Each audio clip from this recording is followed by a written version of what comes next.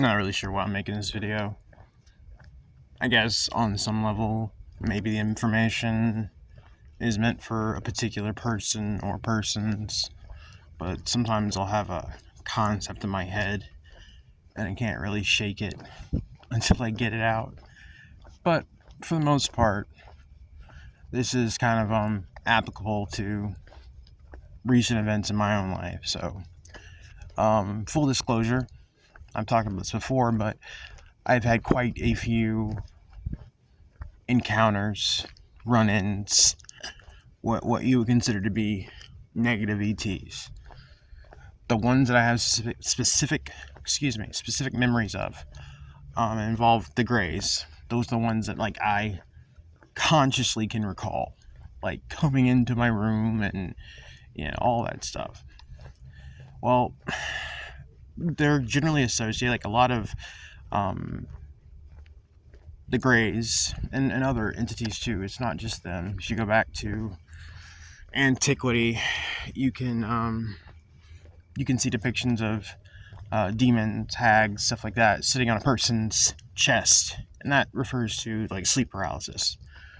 And of course, that's the event where you are conscious but you're unable to move. And like so many other things, the world at large has a bullshit explanation for it. It's the idea of they say that it's the idea of your body awakening or your mind awakening before your body does. Just fucking stupid. Excuse my language. That's generally what happens when malevolent entities try to freeze your body so they can do nefarious things. But to those people who are dealing with that, it's not something you have to just take laying over, no pun intended. You can fight it, and it takes time, it takes tenacity, and it takes a little bit of mental fortitude, but you can fight it. And the key there lies with being able to push through the fear, okay? Because what happens is you immediately start freaking out when you can't move your body. You push through the fear, and you get yourself to a calm state, and then you will your body to move. Your body will start to move once you get out of that fear mode. And the interesting thing about that, the interesting thing about that, it's like a revelation, is when you break that mode, that modality, 9 times out of 10 they go away, they run away. Because you're dealing with fucking cowards, and just they're such chicken shits. Most of them, I don't care how scary you think they are, most of them are chicken shit. And it makes sense, right? Because you can see the trickle down effect in our society. They're chicken shits, and the ones that do their bidding are chicken shits.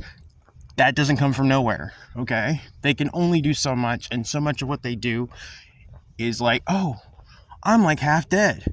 Oh, I feel drugged. Oh, I'm knocked out. You know what I'm saying? Just the whole stabbing you in the back thing. That's how they operate. That's the only way they can operate. When you turn around and say no, they freak out and go back to whatever fucking hell dimension they come from. But yeah, and I say that because I deal with this a lot, and I've been fighting it for a while. For some reason, one of their favorite days to mess with me is on fucking Sunday. Excuse all the F-bombs. I don't know where that's coming from. I think about these things and I get they're assholes, and it pisses me off. But it's Sunday, right? So, and what they would do is they would literally put me in that state and then just pull me out of my body, my spirit, my soul, whatever. It's really messed up, because they also do that too.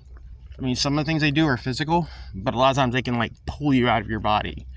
But again, you can fight it.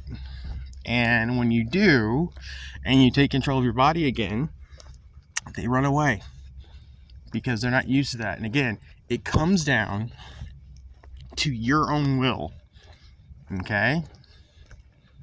you putting your foot down and you saying no and telling them to get the hell out. Anyway, figured I'd share that. Hope that helps somebody somewhere. I know a lot of people are going through this, and a lot of people don't talk about it. So, anyway, I'm going to continue to walk through this inky darkness. All right, talk to you soon. Bye.